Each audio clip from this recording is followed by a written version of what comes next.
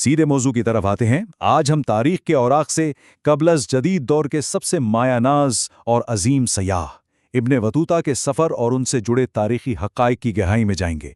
उनका नाम तो हम सबने सुन रखा है, लेकिन उनकी असल कहानी सिर्फ सफ़र की दास्तान नहीं है।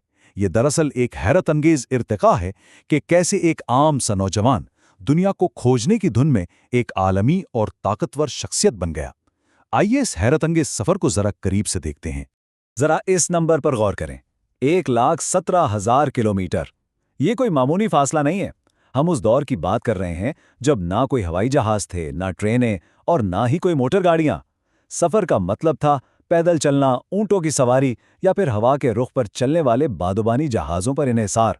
और ये सफर कोई 1-2 साल नहीं, बल्कि पूरे 30 साल तक जारी रहा। अफ्रीका, एशिया और यूरोप के बरआज़मों को अबूर करता हुआ एक ऐसा सफर जो वाकई इंसानी अज़्म और हिम्मत की एक बेमिसाल दास्तान है।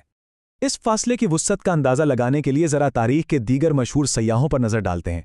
मगरबी दुनिया में मार्को पोलो का नाम बहुत मशहूर है, जिनका सफ़र लगभग 24,000 किलोमीटर था। उसी तरह ज़ेंगी ने 50,000 किलोमीटर का सफ़र किया, लेकिन इब्ने बतूता का 1,17,000 किलोमीटर का ये दिवाइकल रिकॉर्ड, इसने तो इन सबको मीलों पीछे छोड़ दिया। ये तकाबुल ही हमें बताता है कि ये सफ़र अपने हुज्म के लिहाज से कितना गैर मामूली था। अब देखते हैं कि एक हज कैसे एक अजीम और तवील सफ़र में बदल गया। साल था 1325 और तंजा का रहने वाला एक 21 साला नौजवान अपने वालिदैन को अलविदा कह रहा था। इब्ने बतूता के अपने अल्फाज से वो इंसानी जज्बा और दुख बिल्कुल वाज़ेह झलकता है जब उन्होंने कहा कि उन्होंने अपना घर ऐसे छोड़ा जैसे परिंदे अपना घोंसला छोड़ देते हैं। मंसूबा सिर्फ एक आम तन्हा मजहबी फरीज़े का था, यानी एक हज जो बमुश्किल 16 महीने का होना था। लेकिन किसी के वहमो गुमान में भी नहीं था कि ये एक ऐसी जुदाई का आगाज था जिसकी कोई हद नहीं थी। ये 16 महीने का इरादा तेजी से फैलता चला गया। 1325 में तंजा से निकलने के बाद वो 1332 तक अनातोलिया और वस्ती एशिया की खाक छान रहे थे। फिर 1333 में हिंदुस्तान पहुंचे और चलते चलते 1345 में चीन जा निकले। वो सफ़र जो चंद महीनों का होना था, पूरे 24 साल की तवील गैर हाजिरी में बदल गया, इससे पहले कि वो दोबारा अपने वतन की मिट्टी को देख पाते। ये जोग्राफियाई फैलाव बिल्कुल हैरान कौन है। एक तन्हा मुसाफिर से आगे बढ़ते हुए अब बारी आती है एक घूमते फिरते काजी की। आखिर ये शख्स इतनी दूर दराज जगहों पर इतनी आसानी से कैसे बाअसर बन गया? इसका राज उनकी तालीम में छुपा था। शुमाली अफ्रीका की कट्टर माल की फ़िक़ा और रिवायती तालीम ने उन्हें उस वक्त की दुनिया में एक इंतहाई कीमती असासा बना दिया था। 14वीं सदी में बहुत से नए इस्लामी हुक्मरान उभर रहे थे और उन्हें दरबार के लिए ऐसे पढ़े लिखे माहिरीन की शदीद ज़रूरत थी जो अरबी जानते हों और शरई आकाम यानी इस्लामी कानून को नाफिज कर सकें। काजी का ये ओहदा उनके लिए हर नए शहर के दरवाजे खोल रहा था। ज़रा इस सफ़र के उरूज व ज़वाल को तो देखें। हिंदुस्तान के रास्ते में उन्हें डाकुओं ने लूट लिया, लेकिन फिर 1333 में दिल्ली के इंतहाई अमीर सुल्तान ने उन्हें अपना जज मुकर्रर कर दिया। वहाँ से हालात ने ऐसा पलटा खाया कि वो मालदीव जा पहुँचे और वहाँ के चीफ जज बन गए ताकि सख्त कानून लागू कर सकें। वहीं उन्होंने शाही खानदान में शादियां की, बेपनाह दौलत कमाई और खादमों की एक फौज इकट्ठी कर ली।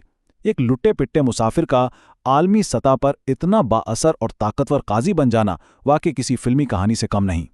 जब कोई शख्स इतनी मुख्तलिफ दुनियाओं में जाएगा तो जाहिर है कि सकाफती हैरतें और नए मुशाहिदात तो होंगे। इब्ने बतूता बुनियादी तौर पर एक इंतहाई क़दामत पसंद माहौल से आए थे, इसलिए 14वीं सदी की इस रंग बरंगी और वसी दुनिया से उनका टकराव होना ही था। वो अक्सर चीज़ों पर हैरान रह जाते।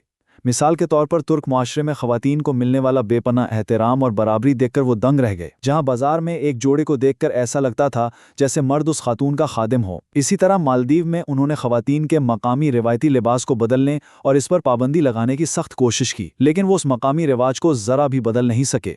लेकिन इन मुशाहिदात में एक और बात बहुत ख़ास थी। उनकी औकाबी नज़र सिर्फ दरबारों या सियासत तक महदूद नहीं थी।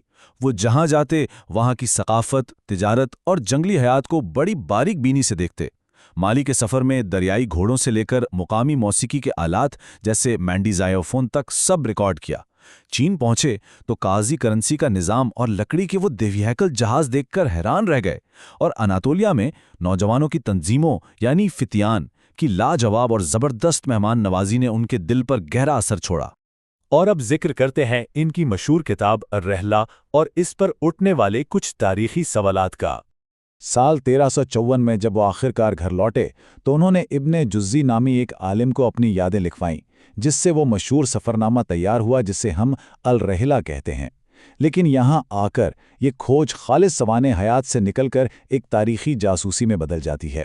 क्या वाकई उन्होंने हर उस जगह का सफ़र किया था जिसका दावा किया गया है? क्या 1,17,000 किलोमीटर का ये पूरा सफ़र मुकम्मल तौर पर हकीकत पर मबनी है? जब जदीद दौर के मुहक्किकीन इस किताब का बगौर जायज़ा लेते हैं तो कई ठोस शवाहिद सामने आते हैं जो शक पैदा करते हैं। मसलन दरियाए वोल्गा का सफ़र अमली तौर पर नामुमकिन लगता है।